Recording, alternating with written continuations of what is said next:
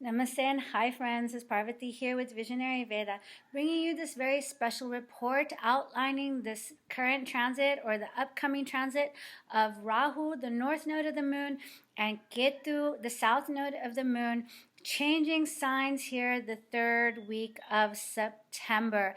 I am a Vedic astrologer and we use the sidereal zodiac, which shows the exact positions of the planets in the sky as they are now. So with that being said, and without further ado, let's get started, as this is going to be a very important transit. Now, some people, they have questions about using the mean node and the true node. Those people that use the mean node, I believe, are saying that it transits on the 19th of September. Those using the true node are saying that it transits on the 23rd of September. But irrespective, you should already be feeling the energies shifting, okay? I definitely have.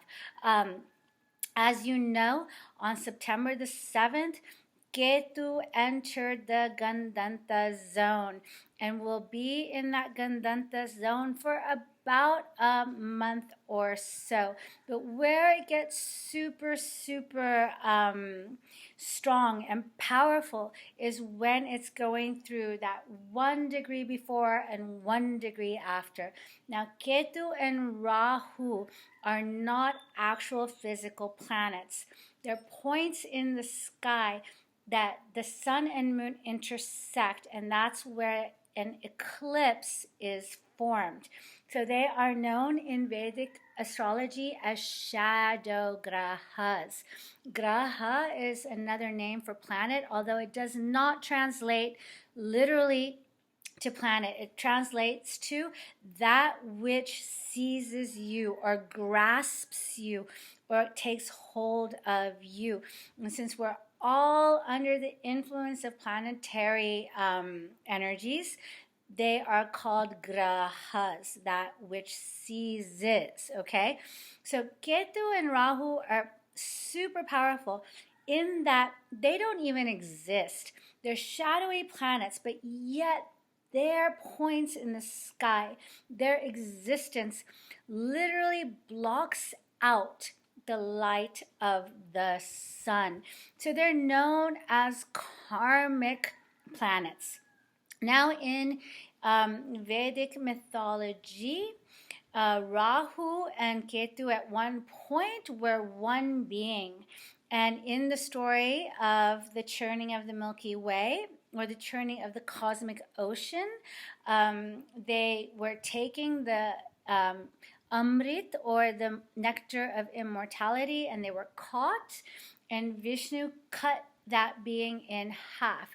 Now they are immortalized because one drop of that Amrit fell on the being's tongue, and both the head and the tail, after being cut in half by Vishnu's discus, exist as Rahu, the head, the north node, and Ketu, the tail or the south node. Now, this is a very important significance when we are talking about the symbology of how these two planets bring in our karmic events, okay? So up until the last year and a half, we've had Ketu in the sign of Sagittarius and Rahu in the sidereal sign of Gemini. And they've been in the nakshatras for a long time in Mula, which is a very karmic nakshatra.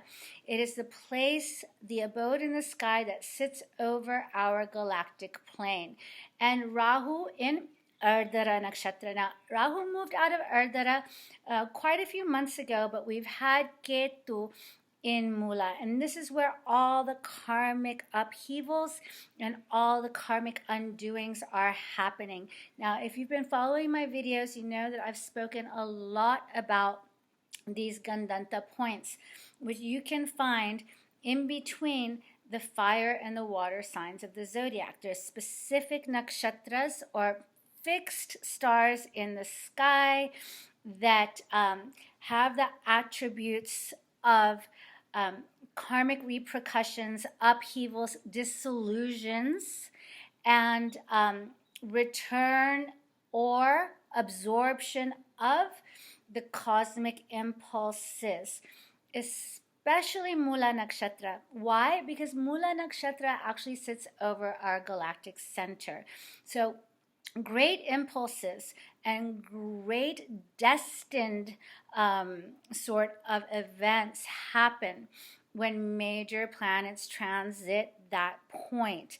Now, once Ketu is gone and passes through this Gandanta point, which he is doing now, once that happens, it is going to be a closing of that cycle, and a new cycle is beginning. The cycle of Ketu in Scorpio and Rahu in Taurus. Now, it is said that when Ketu goes through this Gandanta point, it comes into, when it enters Scorpio, it comes into the stinger's tail, the Scorpio's sting. And what is located there? The venom, the poison. So get ready. There's nothing we can do about it. Just it's good to be aware of it, that karmic stings can come up to get you during this time. It's only a short time, so just be aware and know if you get any sting from the stinger that it is a repercussion. You're just taking your medicine of those karmic acts that needed to come up. Okay, so there's nothing that we can do about the energies of Rahu and Ketu because they are so they're unexpected. They behave in ways that are not expected. Okay, so just be aware of that. Now, once that Ketu moves through that karmic stinger of the scorpion's tail, we take our medicine. What happens after we take our medicine? We begin to heal. So this area is going to pass after the first week of October.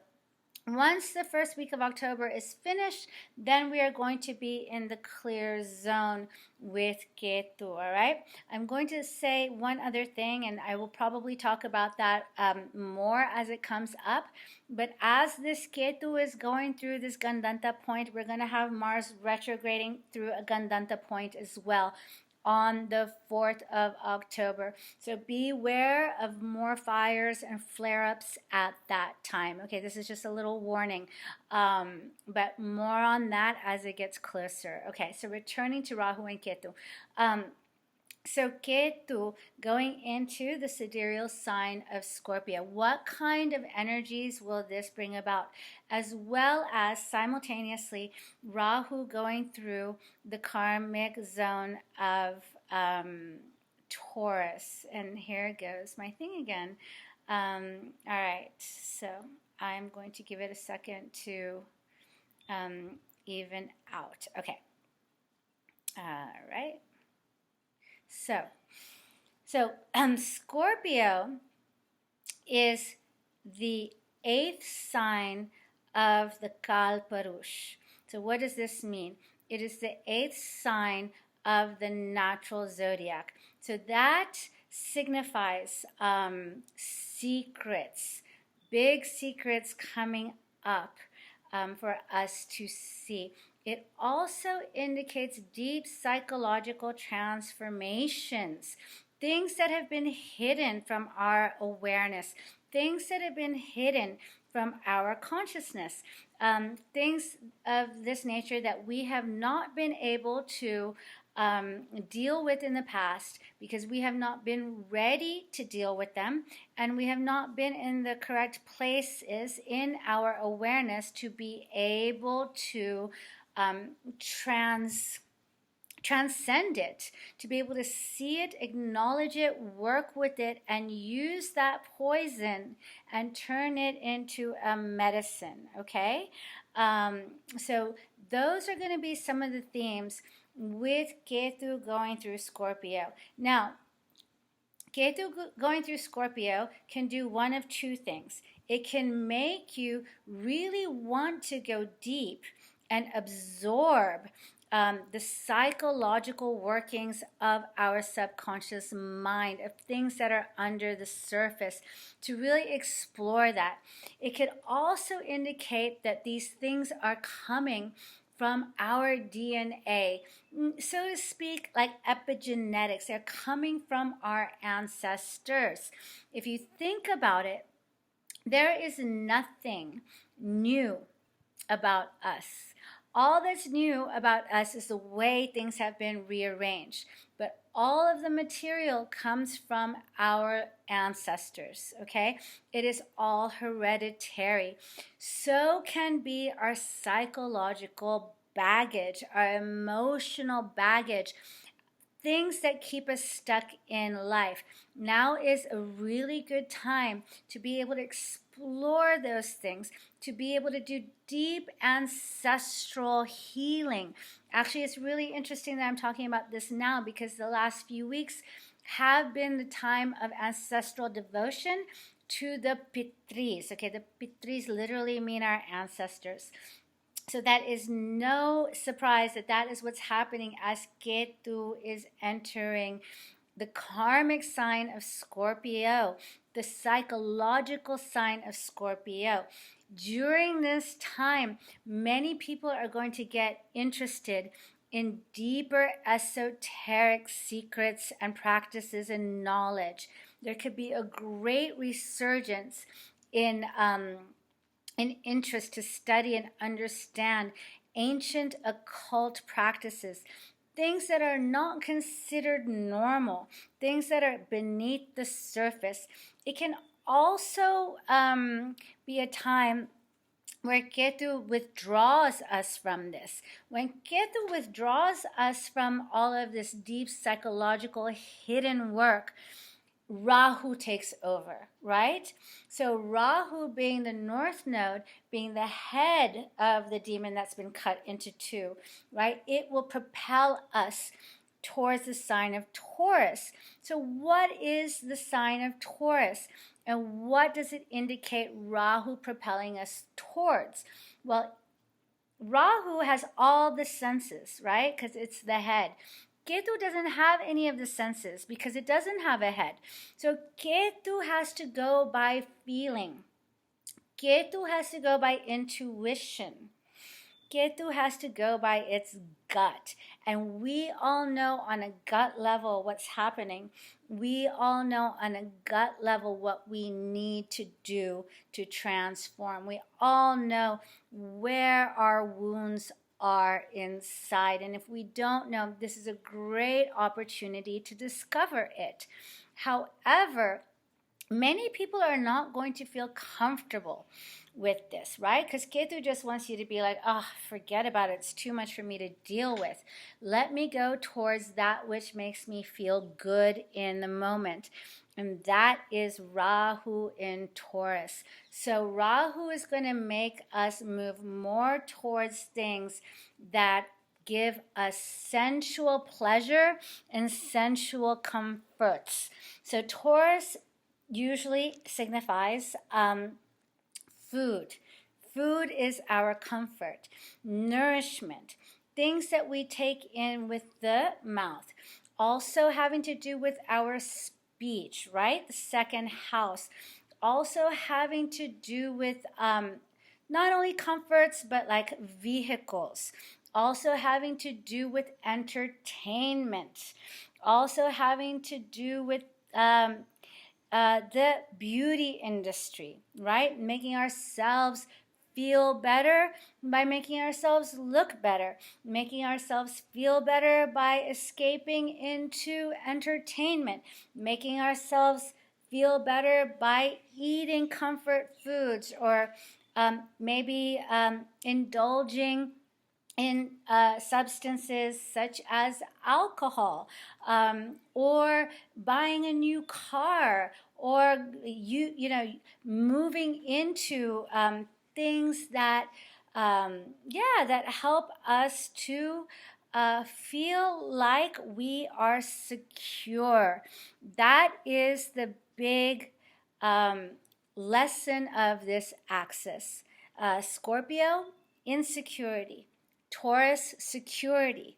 So those of us that have the want and the desire to look deeper into ourselves and let go of those things within us, those psychological things within us that aren't working, will get that support from Ketu. And it means going inwards. It means connecting to our ancestors. It means like, okay, now that we've gone through the roots, now that we've taken the poison, how can we heal this insecurity? By making ourselves psychologically secure, psychologically strong, okay? And then those of us that aren't ready for this, we are going to find ourselves moving towards the Rahu end of the spectrum. And we're all going to see this on a collective level. So we might go into addictions, food addictions, substance addiction, entertainment addictions, right?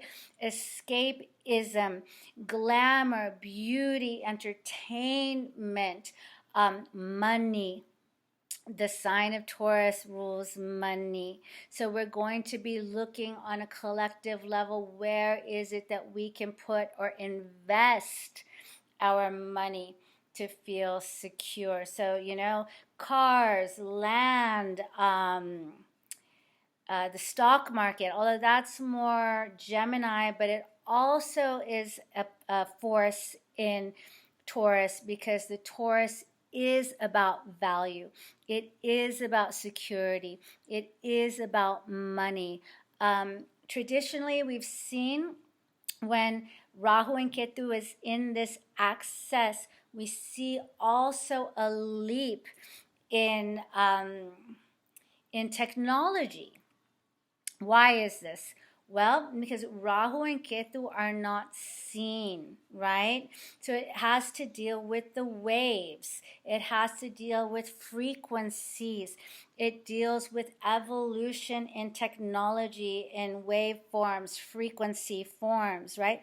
So expect leaps in the field of technology, or any kind of healing that is unseen to the eye, all right? Leaps in our advancement in those areas of life, as well as the ability to unearth and heal generations worth of trauma and psychological issues with Ketu in the sign of Scorpio, because Ketu owns the sign of Scorpio. It is the co-owner of Scorpio along with the planet Mars. So the action that can be taken can be very cutting and very abrupt, but very liberating, not only for yourself, but for your ancestry as well. And just be aware of moving too much towards the sign of Taurus with Rahu. Be aware of desiring security and reaching out to grab security in a very insecure time, okay? Be aware of addictions coming up. Be aware of escapism coming up. Be aware of volatility with finances and liquid money. And just be aware of overindulgence when it comes to Rahu in Taurus. Okay, so that is going to do it for me for now. I would actually talk more, but my video is glitching, so I'm going to take that as a sign to stop for the time being. If you guys have any questions, please feel free to reach out to me. Also, please like, subscribe, and share this YouTube channel so that more people can benefit from this ancient wisdom of Vedic astrology, or Jyotish. Jyotish literally means light, right? And it is bringing the light of life onto us. And it is my honor and my sincere privilege to be able to share this ancient Vedic wisdom with you in this way. So enjoy the life, friends.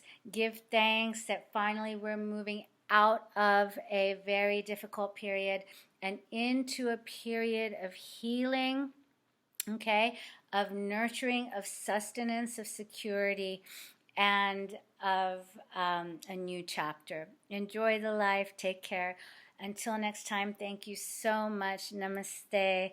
And don't forget to like, subscribe, and share. All right, till next time. All the best. Thank you. Bye-bye.